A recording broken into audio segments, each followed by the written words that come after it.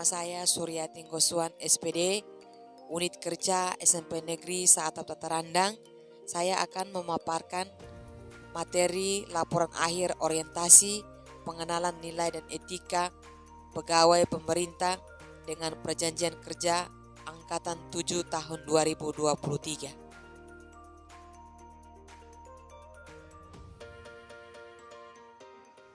Assalamualaikum warahmatullahi wabarakatuh. Yang saya hormati Bapak Kepala Sekolah, yang saya hormati Dewan Guru bersama staf yang hadir di tempat ini. Puji syukur kita panjatkan kehadirat Tuhan Yang Maha Kuasa atas hariannya, atas berkatnya. Kita semua masih berkumpulkan di tempat ini. Dan ini semua karena adalah anugerah Tuhan. Saya ucapkan banyak terima kasih kepada Bapak Kepala Sekolah, selaku mentor yang sudah hadir di tempat ini, dan juga pula rekan-rekan guru yang juga pula hadir di tempat ini. Pada saat ini saya menyampaikan apa yang menjadi hasil laporan akhir untuk kegiatan orientasi P3K yang kami sudah lalui bersama waktu tanggal 18 sampai tanggal 21 September tahun 2023. Yang pertama yaitu tentang bab yang pertama, yaitu ada 3 hal yang dibahas, yaitu latar belakang, yaitu guru adalah pendidik profesional dengan tugas utama mendidik, mengajar, membimbing, mengarahkan, melatih, menilai, dan mengevaluasi peserta didik pada pendidikan anak usia dini, jalur pendidikan formal, pendidikan dasar, dan pendidikan menengah. Pemerintah akhirnya melakukan perubahan terhadap pengelolaan aparatur sipil negara ASN. Yang dikatakan guru profesional, yaitu guru yang bertanggung jawab untuk melakukan apa yang menjadi tugas dan tugas pokoknya yang ada di sekolah masing-masing. Dan juga di sini ada Undang-Undang Nomor 5 Tahun 2014 tentang aparatur sipil negara, bab 1 pasal 1 ayat 1 dan 2 menyatakan bahwa aparatur sipil negara yang selanjutnya disingkat ASN adalah profesi bagi pegawai negeri sipil dan pegawai pemerintah dengan perjanjian kerja yang bekerja pada instansi pemerintah. Lanjut, yaitu kegiatan orientasi P3K memiliki maksud, yaitu ada 3 hal. Yang pertama yaitu peserta mampu memahami program orientasi serta mengenal nilai dan etika instansi pemerintah dalam mendukung pelaksanaan tugas jabatannya dalam mendukung pencapaian visi misi organisasi. Yang kedua, yaitu peserta mampu mengaktualisasikan nilai-nilai dasar ASN berakhlak. Tujuan dari orientasi pengenalan nilai dan etika instansi pemerintah. Yang ketiga, bagi pegawai pemerintah dengan perjanjian kerja Dinas Pendidikan dan Kebudayaan Kabupaten Banggai Kepulauan di SMP Negeri Saatap Tatarandang sebagai berikut. Yang pertama sini yaitu tentang kegiatan orientasi P3K yang pertama yaitu peserta mampu memahami program orientasi serta mengenal nilai dan etika instansi pemerintah dalam mendukung pelaksanaan tugas jabatannya dalam mendukung pencapaian visi misi organisasi. Yang kedua, peserta mampu mengaktualisasikan nilai-nilai dasar ASN berakhlak. Tujuan dari orientasi pengenalan nilai dan etika instansi pemerintah. Yang ketiga, yaitu bagi pegawai pemerintah dengan perjanjian kerja Dinas Pendidikan dan Kebudayaan Kabupaten Banggai Kepulauan di SMP Negeri Tatarandang adalah sebagai berikut. Yang pertama, yaitu pengenalan tugas dan fungsi ASN. Yang kedua, pengenalan nilai dan etika pada instansi pemerintah, pemahaman penyediaan informasi kepada pegawai pemerintah dengan perjanjian kerja yang baru diangkat. Yang selanjutnya diharapkan mampu mengaktualisasikan nilai-nilai dasar ASN berakhlak serta dapat melaksanakan tugas yang menjadikan kewajiban dalam melaksanakan program pemerintah unit kerja. Yang ke bagian selanjutnya yaitu waktu dan tempat. Ini tempat kerja yaitu orientasi pengenalan nilai dan etika pada instansi pemerintah bagi pegawai pemerintah dengan perjanjian kerja yaitu P3K Angkatan 7 tahun 2023 dilaksanakan selama 4 hari secara klasikal sejak tanggal 15 September sampai 21 September 2023. Tema pembangunan Kabupaten Banggai Kepulauan tahun 2023 sampai 2026 yang mereka akan programkan ke depannya yang tahun 2003 yaitu tentang meningkatkan daya saing Kabupaten Banggai Kepulauan melalui penyediaan infrastruktur daerah yang memadai. Yang tahun yang ke-2024 yaitu peningkatan kualitas sumber daya manusia dan infrastruktur yang mendukung daya saing daerah.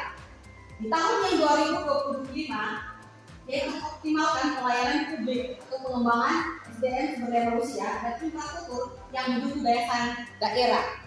Yang keempat yaitu tahun 2026 yaitu meningkatkan kontribusi industri kecil menengah atau UKM dalam perekonomian yang mendukung daya saing daerah. Ini adalah program Banggai Kepulauan.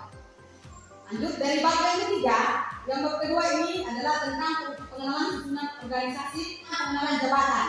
Menurut Undang-Undang Nomor 12 Tahun 2015 Pasal 6 Pegawai ASN terdiri atas PNS dan P3K menurut Undang-Undang Nomor 5 Tahun 2015 terdiri yaitu yang pertama itu ada 3 hal yaitu jabatan administrasi, jabatan fungsional dan jabatan pimpinan tinggi. Nah, di sini jabatan administrasi adalah administrator, jabatan pengawas, jabatan pelaksana. Dan juga fungsional yaitu jabatan fungsional keahlian dan jabatan fungsional keterampilan.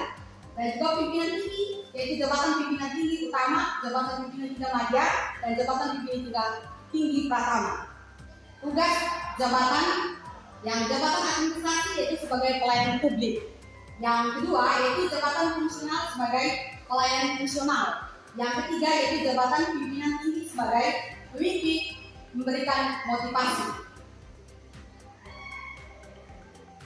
Di sini ada nilai-nilai dasar ASN dan akhlak yang harus dipahami dan diinternalisasi agar menjadi landasan filosofi bekerja pegawai adalah sebagai berikut. Yaitu yang pertama yaitu dikatakan berorientasi pelayanan, yaitu memahami dan memenuhi kebutuhan masyarakat, ramah cekatan, solutif dan dapat diandalkan melakukan perbaikan tiada henti. Yang kedua yaitu akuntabel, yaitu melaksanakan tugas dengan jujur, bertanggung jawab, cermat serta disiplin dan berintegrasi tinggi, menggunakan kekayaan dan barang milik negara secara bertanggung jawab, efektif dan efisien, tidak menyalahgunakan kewenangan jabatan.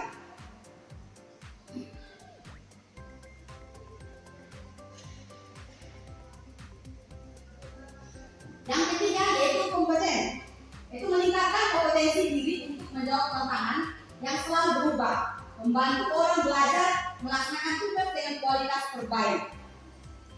Yang keempat yaitu tentang harmonis, yaitu menghargai setiap orang apapun latar belakang, suka menolong orang lain, membangun lingkungan kerja yang kondusif. Yang kelima yaitu loyal, yaitu memegang teguh ideologi Pancasila dan Undang-Undang Dasar Negara Republik Indonesia tahun 1945, setia kepada NKRI serta pemerintahan yang sah, jalan yang baik, sesama ASN, pimpinan, instansi dan negara, serta menjaga rahasia jabatan dan negara. Yang keenam yaitu adaptif, cepat menyesuaikan diri menghadapi perubahan, terus berinovasi dan mengembangkan kreativitas, bertindak proaktif. Yang ketujuh yaitu kolaboratif, yaitu memberi kesempatan kepada berbagai pihak untuk berkontribusi, terbuka dan bekerja sama untuk menghasilkan nilai-nilai, menggerakkan pemanfaatan berbagai sumber daya untuk tujuan bersama. Selanjutnya yaitu pengenalan manajemen kinerja organisasi, yaitu manajemen P3K tentang perbedaan-perbedaan. Ini perbedaan pertama perbedaan PNS dan P3K.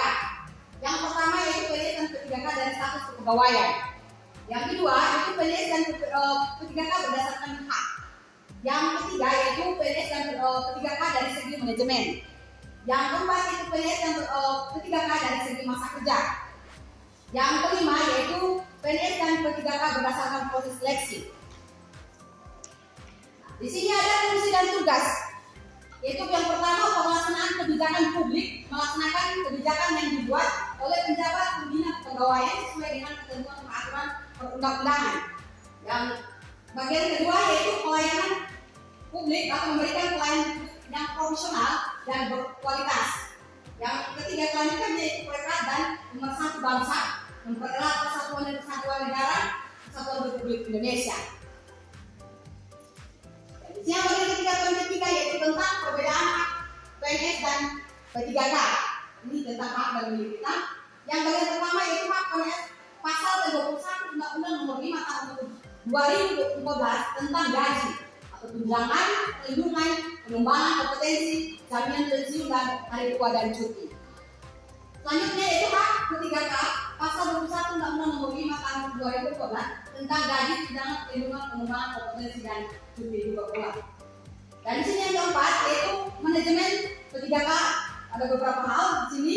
Yang pertama yaitu penetapan kebutuhan ketiga K, yaitu peraturan presiden, analisis jabatan, dan analisis beban kerja, keputusan menteri.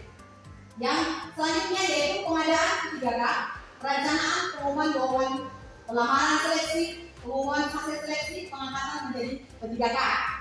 Yang selanjutnya penilaian kinerja ketiga K, objektivitas prestasi kerja, memperhatikan target, sasaran, hasil, manfaat yang dicapai dan perilaku pegawai ketiga K dilakukan secara objektif, terukur, akuntabel, partisipatif dan transparan. Selanjutnya itu pengajian dan tunjangan ketiga K, yaitu gaji tunjangan. Selanjutnya yaitu rencana kerja ketiga K, yaitu ada 10 bagian. Yang pertama yaitu menyusun perangkat pembelajaran sesuai ketentuan sekolah. Yang kedua, menyusun program pembelajaran untuk mencapai target kurikulum yang sudah ditentukan. Yang ketiga yaitu melaksanakan pembelajaran yang menyenangkan. Yang keempat yaitu mengikuti kegiatan MGPM. Yang kelima yaitu mengikuti pelatihan dan seminar guna meningkatkan kompetensi guru. Yang keenam yaitu melaksanakan kegiatan pembinaan terhadap peserta didik. Yang ketujuh yaitu menjalin hubungan yang baik dengan orang tua, wali peserta didik. Dan kedelapan yaitu berinovasi dalam pembelajaran. Kesembilan, berprestasi sebagai guru dan mengajak siswa serta guru lain berkolaborasi. Yang ke-10 yaitu berkarya sesuai dengan bidang masing-masing. Ya, selanjutnya di sini tentang kebijakan pemerintah Kabupaten Banggai Kepulauan. Itu ada berapa? Di sini ada isu strategis 2024. Yang pertama yaitu infrastruktur kawasan ibu kota belum optimal. Yang kedua, masih tingginya angka kemiskinan ekstrim. Dan yang ketiga, infrastruktur jalan belum memadai.